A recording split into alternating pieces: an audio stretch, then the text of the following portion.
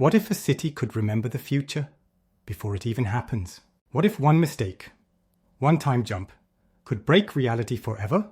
This is not a dream. This is a memory trapped between timelines, and the one who entered may never return the same. Welcome to Chrono Verse, where time doesn't move forward, it remembers. I arrived at the city not by road, not by rail, but through a crack in something I cannot name. It wasn't a portal.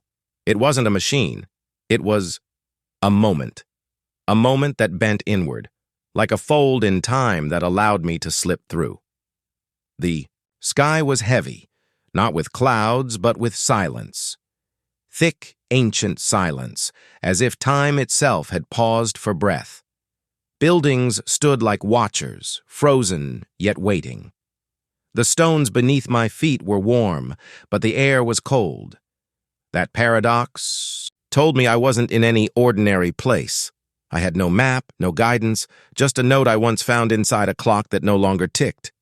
The note read, "Where the future remembers you, before you arrive."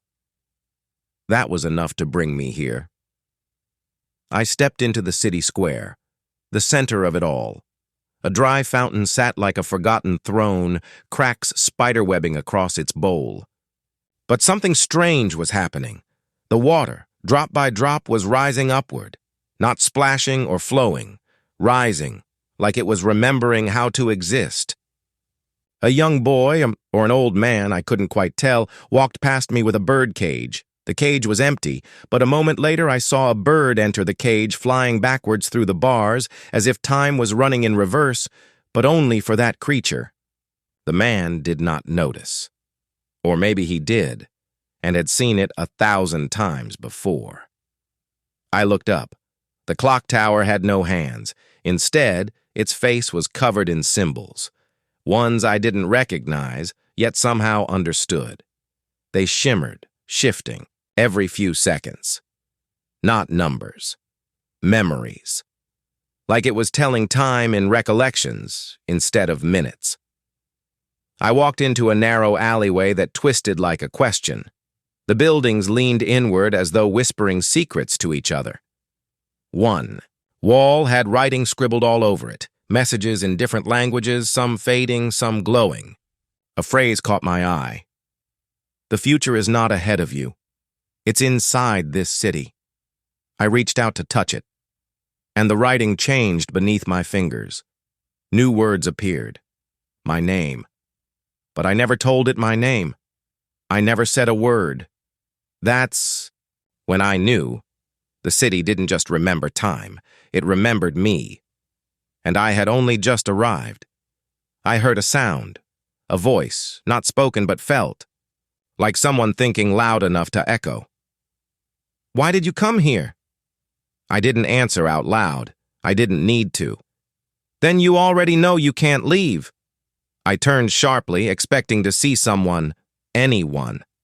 But the alley was empty, except for my own shadow, moving half a second slower than me. It lagged. It hesitated. It questioned me. I ran, not from fear, but from the truth that was forming too fast. This place, this city, wasn't just dislocated from time. It was alive with it. I reached a balcony overlooking the lower town. The layout resembled a brain, winding roads like synapses, flickering lanterns pulsing like neurons. I saw a child chasing a kite, and that same child, a block away, being born, in a hospital with ivy-covered walls. Time was tangled here, past, present, and future all braided into one visible strand. And I had entered the weave. I remembered the clock again, not the one in the tower. The broken one I found 3 years ago in a forgotten library. Inside it was the note. But now I wondered, had I found the note 3 years ago? Or had I found it 3 years from now? The city didn't just shift my path. It was shifting my origin. I stayed the night in a place that didn't ask for money. It asked for memories. "One dream," the old woman said. "That's the price for rest." I gave her one, a memory of standing in rain with someone I loved who may or may not have existed. She bottled it, labeled it, and handed me a key. That night I dreamed of the city remembering me before I was born. Morning came, but it was a different kind of morning. The sun didn't rise. It remembered rising, and because it remembered, the light arrived. The second morning didn't begin. It resumed. I woke to the same shadows on the wall, the same distant bell that had never stopped ringing since I arrived. But it wasn't a bell. I realize that now. It was a heartbeat. Slow. Measured. It came from beneath the city. And every time it pulsed, the buildings shifted ever so slightly, as if they were breathing with it. I walked into the corridor of the place where I had stayed. The floor tiles were made of mirror, but not of glass. When I looked down, I didn't see myself. I saw choices, ones I never made. A version of me who never came to the city, another who came and never left, one who wore a ring I never owned, all walking below me, unaware I was looking. I blinked and the images vanished. The woman at the desk greeted me again, but differently. She now had both eyes open. Last night, one was closed. "You slept well," she said. "Even if it was your first time, it wasn't the city's first time watching you sleep." I stepped outside and the streets were different. Not in layout, but in age. A building I saw yesterday, cracked and worn, now stood polished and new. A bakery smelled of fresh bread, yet inside, the shelves were empty, dust covering everything. A child played with a wooden top near a lamppost. But when the top spun, the shadows around it shifted as if it were noon, even though the sky was dim. This place wasn't haunted. It was layered. I began walking again, not toward anything, just with something, a flow, a pull, like gravity but for memory. On a stone wall there was a mosaic, ancient tiles arranged in a spiral.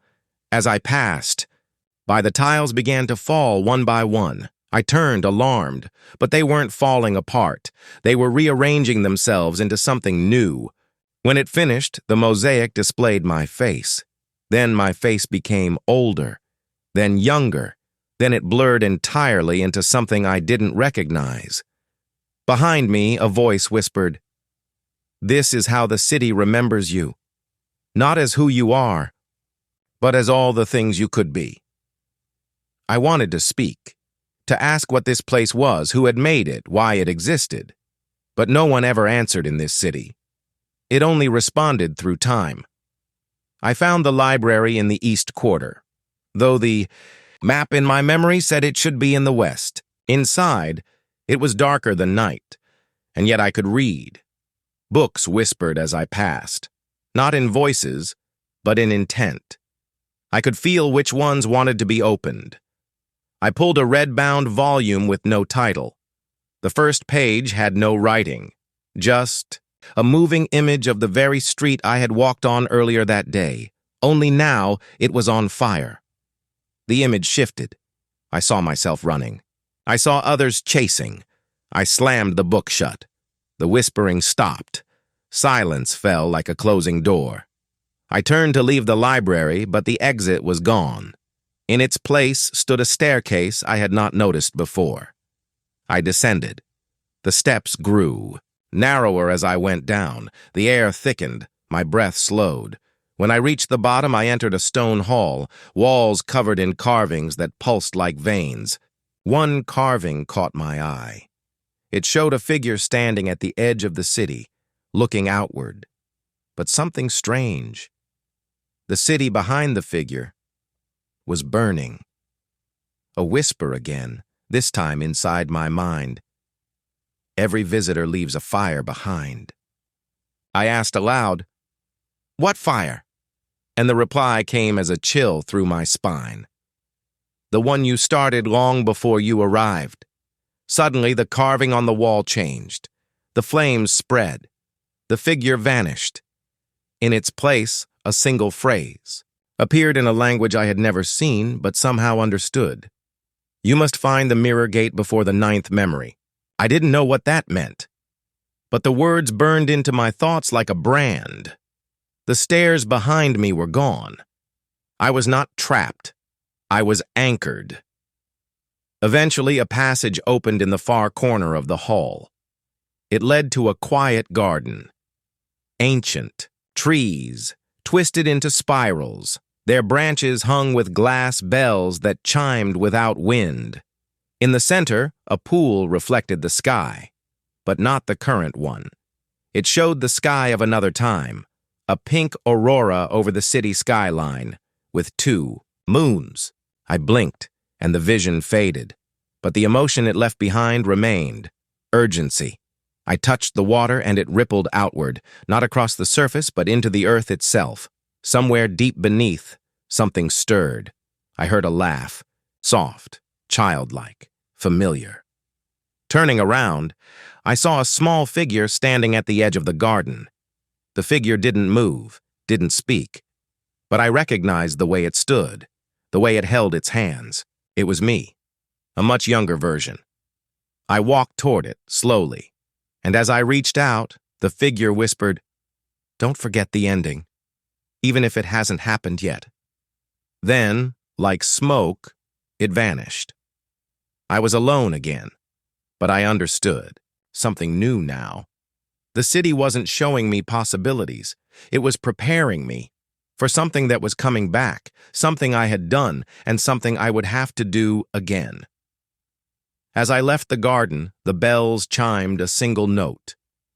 Not in sound, but in memory, and for a brief moment, I remembered fire. I don't remember walking back to the surface. I just remember being there, in the exact same street I had walked on the day I arrived, except now it was snowing, though the air was warm. Snow that didn't melt, flakes that drifted gently, down but shimmered like glass in the sunlight. I caught one in my hand. It didn't dissolve. It reflected me, only not as I was, as I would be. Gray at the temples, a long scar down my cheek, eyes that had seen too many futures. I dropped. The flake and it shattered, not like glass, but like time. And for a brief second, the world around me flickered. The people walking on the street were suddenly wearing clothes from another century. Horse carts turned into floating platforms, then back again. It was as if the city was testing me. I remembered the phrase from the carving, "Find the mirror, gate before the 9th memory." What were these memories? Were they mine, the city's, or something shared? As I wandered, I found myself at the edge of a wide plaza. A giant statue stood in the center. Not of a person, but a doorway. Just a doorway, suspended in the air. No walls, no hinges, just an arch carved from black stone, standing on nothing, reaching into the sky. On the base of the statue, etched in gold, were 4 words. The mirror gate remembers. As I approached, the air grew colder, heavier. The sky above dimmed, though the sun didn't move. And in the center of the arch, the air shimmered like a liquid mirror. I looked into it and saw not my reflection, but someone running. Someone who looked like me, but older, bloodied, desperate. Behind him, the city was on fire. Again. I reached out.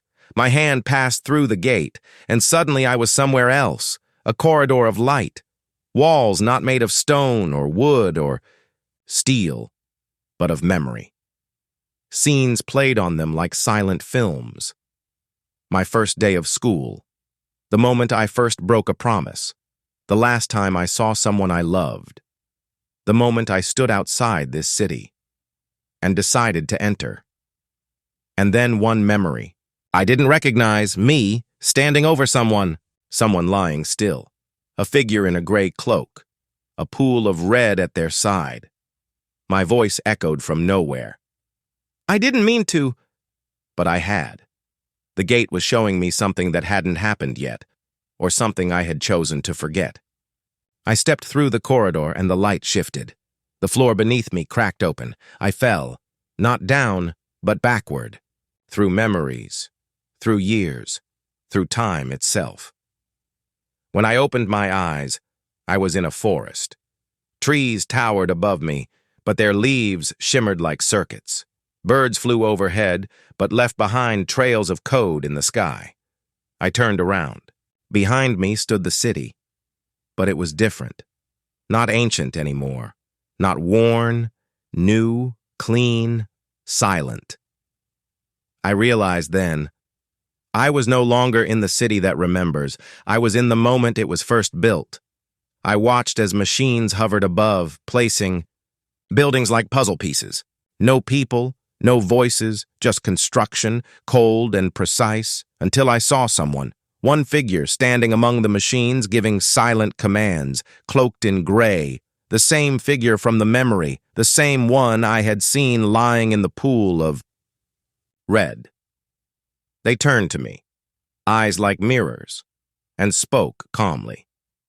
You brought the fire even before you understood the match. I stepped back. Who are you? I asked. The figure smiled. I am the 9th memory. And then they were gone. The ground beneath me fractured again. The buildings began to glitch. The trees faded. I was being pulled forward again. The last thing I saw was a phrase, burned into the earth beneath my feet. Remember what you became. Then darkness. I awoke gasping, back in the corridor I started from. The sun was gone. The moon was shattered into 3 pieces. And the city was no longer silent. It was waiting. I don't know how long I lay there, staring up at the broken sky. The moon, once whole, now hovered in 3 fractured arcs. Stars blinked like warning lights. The wind carried the faint sound of whispers, thousands of voices murmuring in languages I couldn't understand. Yet somehow felt were my own. My hand still tingled, not from cold, but from touching the mirror gate. It had marked me. My palm bore a faint glowing symbol now, a circle split into 9 pieces. One of them pulsed softly.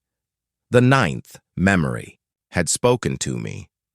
But what did that mean? Was I the memory, or the reason it existed? I walked through the ruins of the corridor. What once shimmered now flickered like a dying signal. The city beyond had changed. Its buildings were taller, sharper. Roads now hovered mid-air, twisting like serpents. Time here was fractured. As I stepped forward, a gust of wind passed, but with it came a smell. Not just air, ash, burnt stone. Something had happened, or was about to happen. I rounded the corner of a twisted tower and saw them, shadows walking backwards. Literally. People or echoes of them moving in reverse.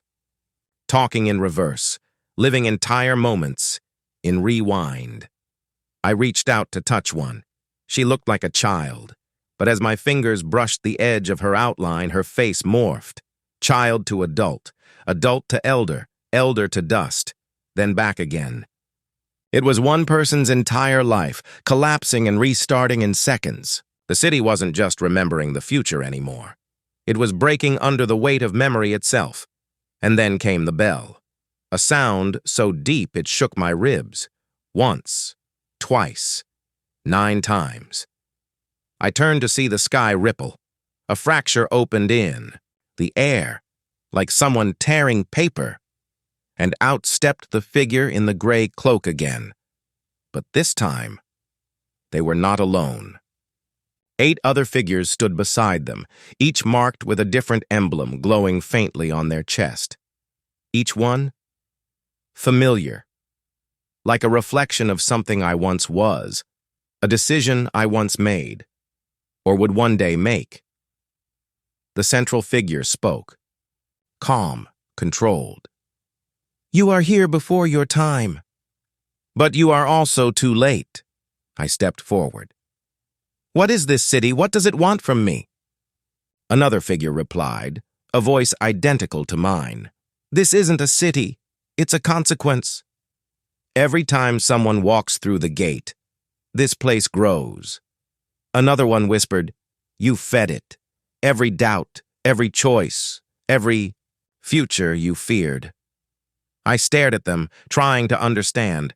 One of them was shaking, the youngest looking among them, eyes filled with panic. I never meant to come here, he said. I just wanted to fix one mistake. The central figure raised a hand. And in doing so, you created 9 more. Each version of you came seeking answers. Each one became a new memory. Suddenly, they all began to glow. Not in light, but in images. Each of their cloaks shimmered with scenes. A war that was never fought. A love that was never returned. A child that never existed. A death that came too early. A decision that broke a world. Each figure was a path not taken, and I had created all of them. I fell to my knees. Then what am I now? What do I become? The central figure walked to me and knelt. For the first time, I saw their face clearly. It was me, older, wiser, broken. You are the 10th path, he said, the only one who might choose differently. But to do that, you must walk through the gate again. I looked back. The mirror gate shimmered faintly, now cracked down the middle. Time was running out. What's on the other side? I asked. My older self smiled, not kindly. A question you won't be able to forget. I stood, looked at each version of myself one last time, and walked into the gate. This time I didn't fall. I flew. The first thing I noticed was silence. Not the kind you get in the dead of night, but the kind that presses against your chest. The kind that follows an explosion when your ears still ring, but the world around you has paused. I was somewhere new, or maybe somewhere very old. The ground was glass, smooth, black, and endless, like walking on memory itself. Beneath the surface, I saw scenes flickering. Not dreams, lives, people I didn't recognize, but felt like I should. A man watching, the sunrise alone. A girl dancing under a silver rain. A boy hiding a broken watch under his pillow. I knelt down to touch the glass. As my fingers met the surface, a ripple spread outward, and I was pulled inward. I blinked, and I was standing in a room. Not just any room, my old bedroom. Posters, still peeling on the walls. A clock stuck at 3:17 a.m. And a box under the bed I swore I'd never open again. I reached for it. My hands shook. The box was heavy, not with weight, but with consequence. Inside, I found a photograph. Black and white, faded. It showed a woman holding a child. Neither face was mine. And yet, my heart recognized both. You weren't supposed to see that yet, came a voice behind me. I turned. It was her, the figure in the gray cloak. Who are they? I asked. Who am I? She stepped closer. You've traveled across time so many times. Your memories have blurred. You're not just one life anymore. You're many, stitched together by choice, by regret, by fear. I clenched the photo. Are they real? They were, she whispered. In one timeline, you stayed. You built a life. You had a son. You never opened the gate. I staggered back. Then why don't I remember it? She looked away. Because you chose this instead. The room began to dissolve, walls crumbling like paper in flame, time collapsing. Wait! I shouted. Can I go back? Her answer was simple. Only if you forget what you've become. I was back in the black glass world, knees on the cold surface, breathing hard. In my hand, the photo still remained. That's when the voices started. Not whispers this time. Cries, screams, laughter. A chorus of every version of me that had ever existed. They weren't speaking English, or any one language, but I understood them all. Their words echoed through me. We remember what you forgot. We are what you chose not to be. We paid for your future with our own. A flash. I saw a version of me, older, war-torn, leading soldiers into battle. Another, a scholar, alone in a tower, surrounded by books he'd written but never read. Another, standing beside a grave marked with a name I didn't recognize, but somehow loved. I collapsed. My mind stretched thin. And then, a hum. Familiar. The sound of the gate. I looked up. A new structure had risen on the horizon. Unlike the mirror gate, this one was obsidian, sharp, cracked at the edges. A sign stood beside it, glowing faintly. The forgotten door entry cost. Memory exit cost. Self. I rose slowly. I knew I'd go through. Not because I wanted to, but because I had to.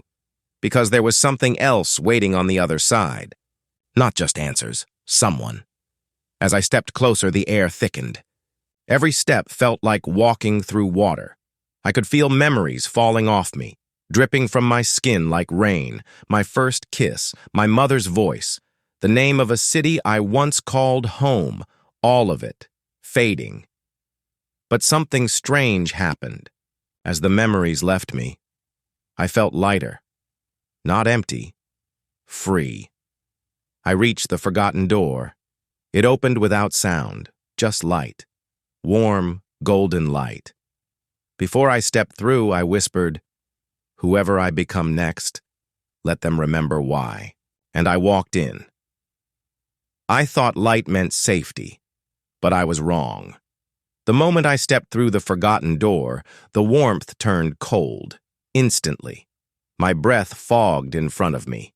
The ground beneath my feet crunched like frozen sand. I was in a forest, but not made of trees.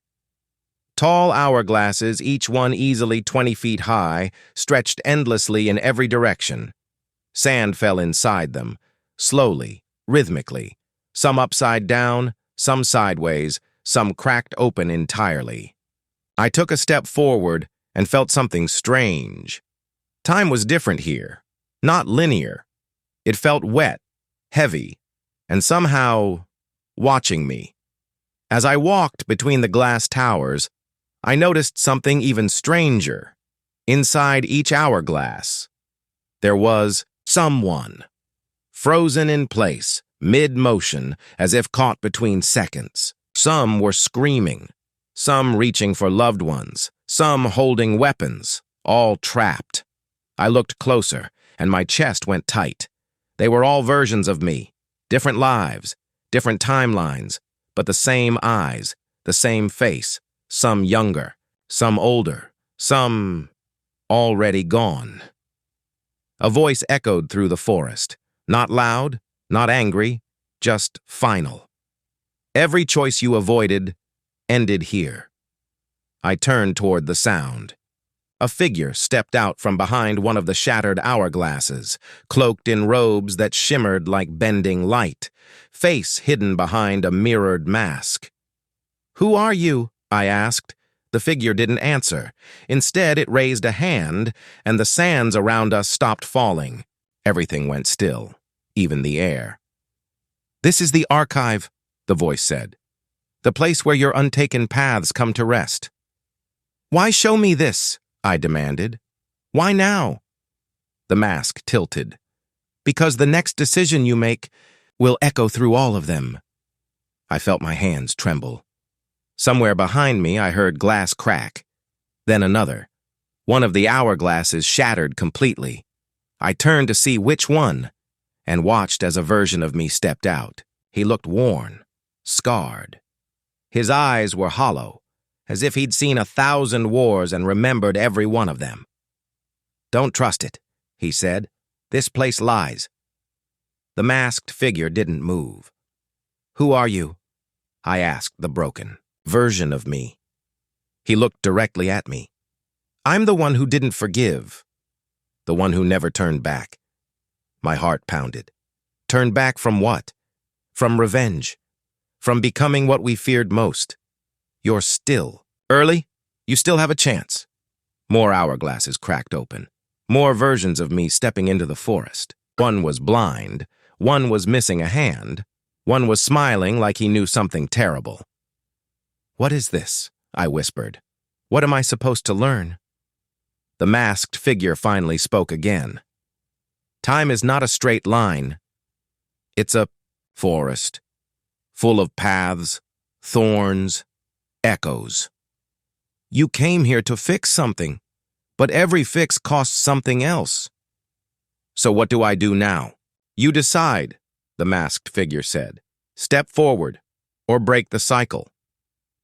I looked around, at all the broken lives, at all the alternate selves, frozen mid-scream or mid-strike, and I knew something they didn't. I still remembered.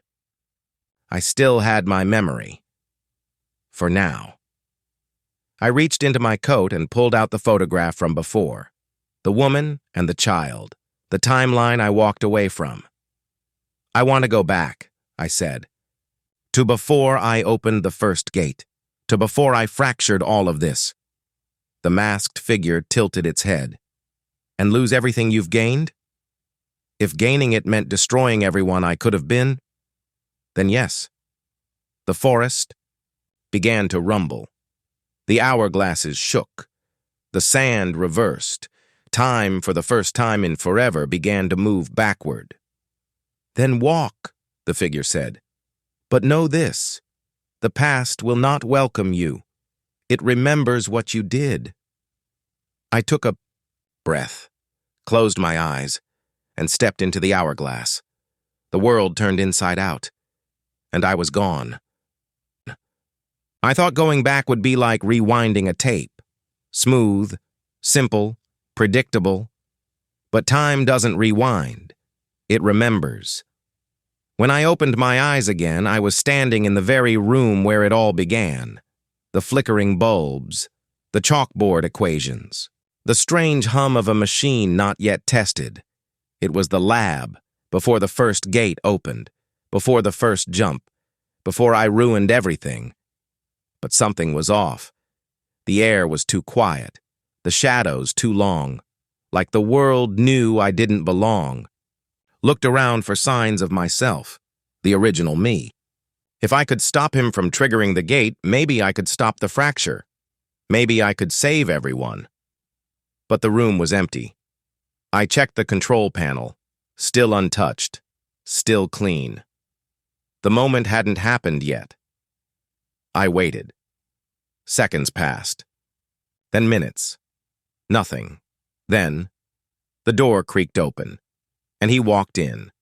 The original version of me, young, determined, hungry for answers. He paused when he saw me. "Who are you?" he asked. I stepped forward slowly, hands raised. "I'm you, from somewhere very far ahead." He didn't laugh, didn't panic. He just stared, like he already knew something like this might happen. "I built the gate to speak to the future," he said. "I guess I shouldn't be surprised the future came back to speak to me." I nodded. "There's a lot I need to warn you about." He tilted his head. "Why should I listen to you?" I looked him straight in the eyes. "Because the gate works, but it doesn't open doors. It rips them off their hinges." He hesitated. I pulled out the photograph again, the one I'd carried, through so many broken timelines. I placed it gently on the table. "A version of us had a life," I said. "Love. A family. The gate shattered it." He picked up the photo. His eyes narrowed. "Then why would I still do it?" he asked. "Why would I still build the machine if it costs so much?" I took a deep breath. "Because we always believe knowledge will protect us. But sometimes it destroys us." He turned away. "Leave." "What?" You had your chance. You made your choices. This timeline isn't yours anymore. I stepped closer. I came back to stop you. To stop all of this. If you turn on the gate, it all collapses. The fractures begin here. He turned sharply. But his face had changed. No longer curious. Now, cold. You're the one who broke it, he said. And now you want me to clean up your mess? Something rippled through the air. A low rumble. The photograph on the table. It began to burn. I lunged to grab it, but the flame wasn't real. It moved like memory, erasing itself. No, I whispered. The young me stepped back. You shouldn't be here. The lights in the lab started to flicker faster. The walls shook, and the hum of the gate, a machine that hadn't even been turned on yet, began to roar.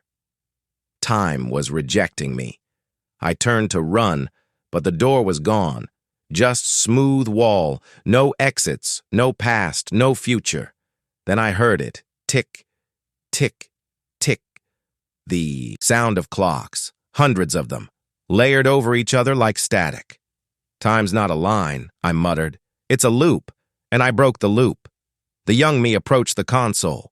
He reached out to activate the gate. No! Stop! I shouted, but he didn't hesitate. He pressed the button, and time exploded. Everything around me shattered like glass. Reality crumbled into shards of light. Memories bled into each other. I saw cities melting, people aging backward, stars forming inside oceans, and in the middle of it all, I was alone, floating in a void of color and sound and thought. And then, silence. A voice whispered from the dark. You tried to fix a memory, but time doesn't allow edits. It only remembers. I opened my mouth to respond, but nothing came out. I couldn't speak. I couldn't move. Then, a shape formed in front of me, a mirror. I stepped toward it. In the reflection, I saw every version of me, laughing, crying, dying, killing, hiding, forgiving. But one version stood apart, one that was calm, alone, watching. He stepped out from the mirror. He looked exactly like me, but his eyes were empty. Who are you? I asked. He smiled, but it wasn't kind. I'm the one who stayed. What does that mean? I didn't fix anything. I didn't go back. I let it all fall and found peace in the ashes. I don't want that, I said. I want to undo the damage. He shook his head. You still don't get it. He raised a hand and pointed at me. You're not a traveler anymore. You're a memory. What? He snapped his fingers, and I felt it, like something peeling away from my mind. A layer of self dissolving. I gasped. I'm being erased? He nodded. You changed too much. Time is stabilizing itself by removing you. No, I whispered. No, I still have something to do. But my voice cracked. My hands were fading, my thoughts drifting. This is it, I thought. This is how it ends. And then, a pulse, a flash of warmth, and a single word cut through the dark. Remember.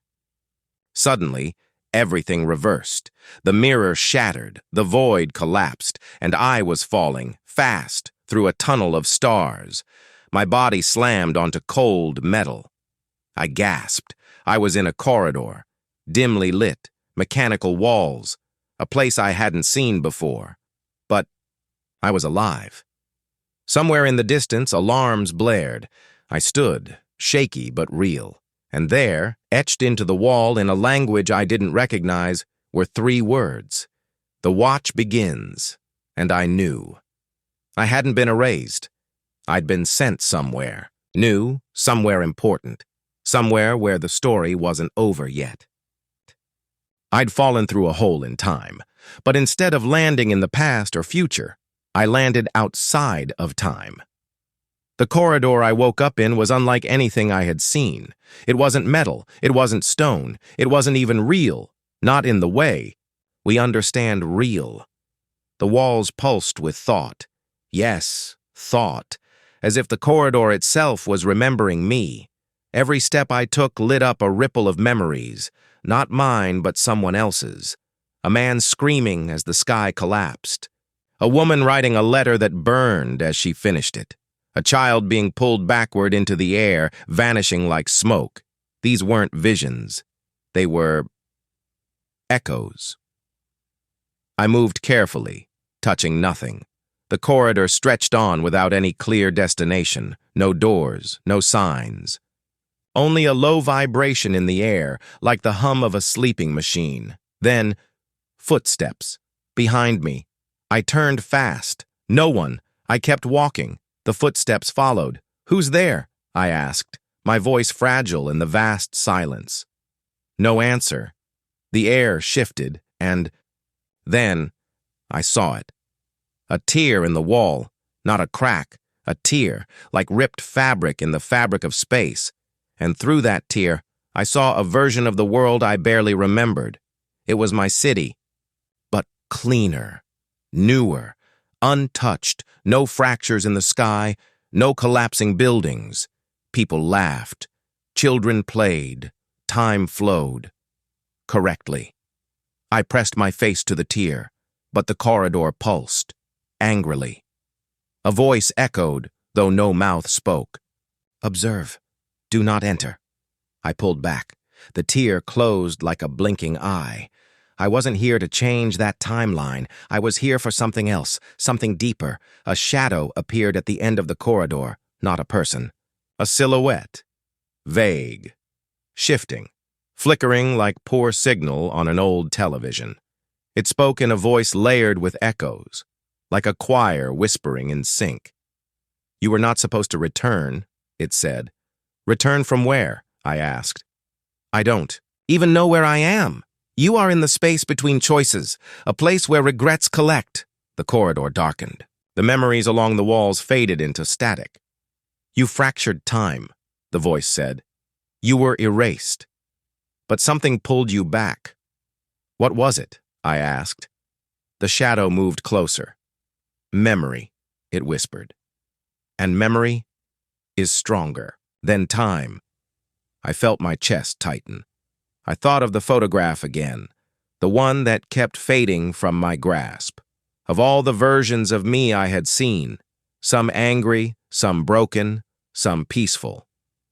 "Why show me this place?" I asked. "To understand what you became," the shadow replied. A new corridor opened to the side.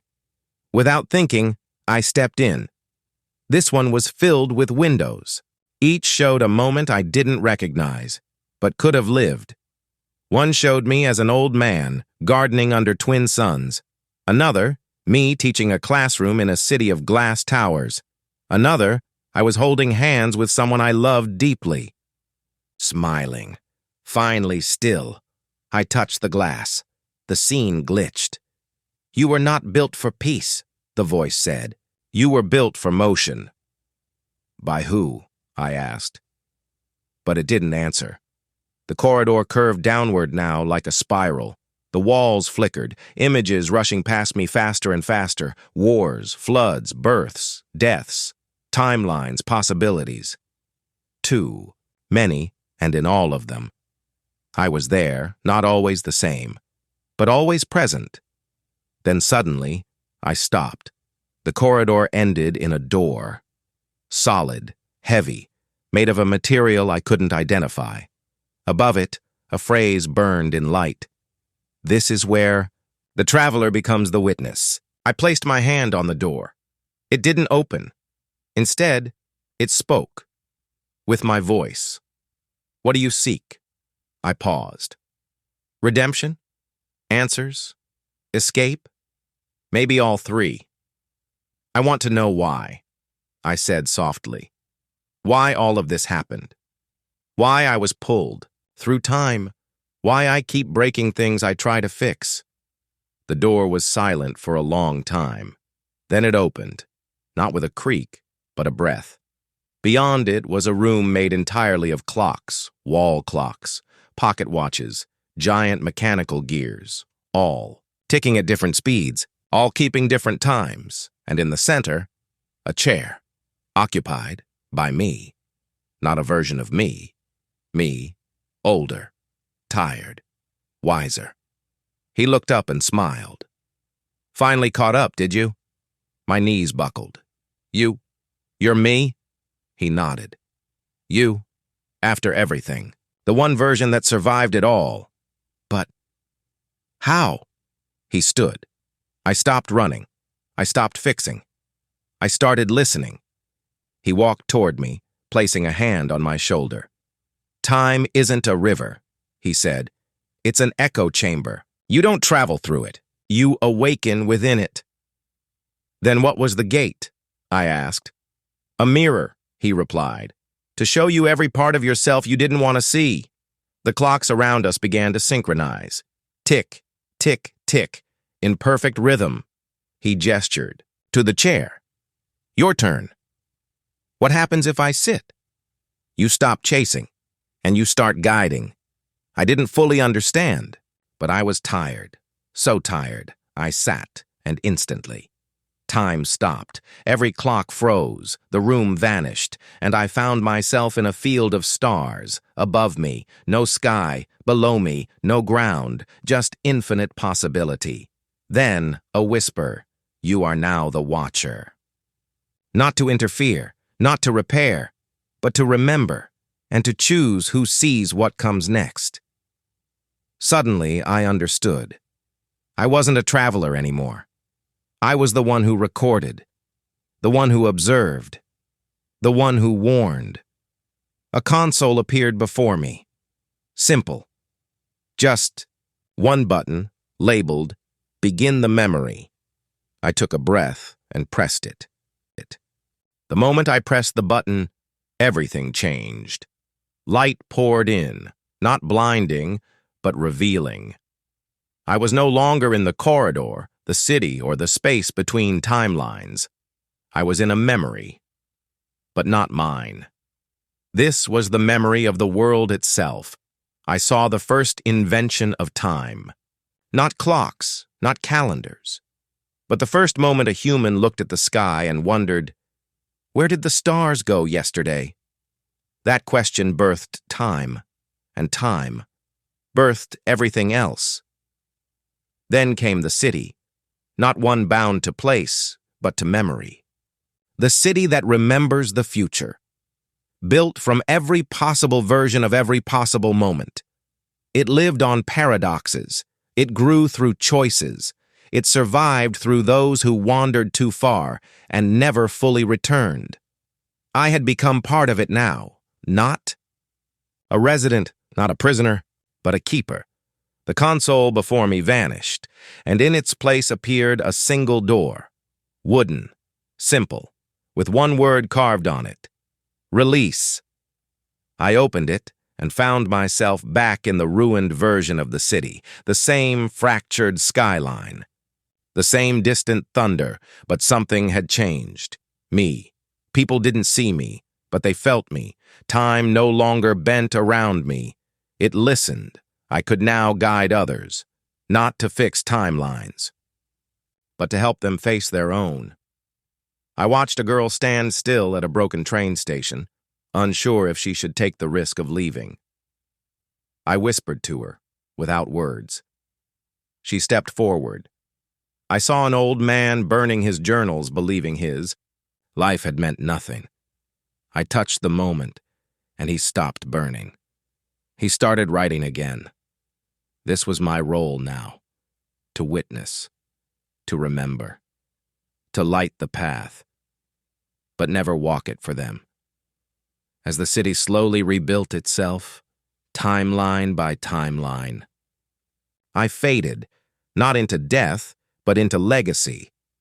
Somewhere in the distant future, someone will stumble across the memory I left behind, a message, a warning, a choice, and they'll ask themselves, who left this behind? And the city will whisper, a traveler, who became the memory itself.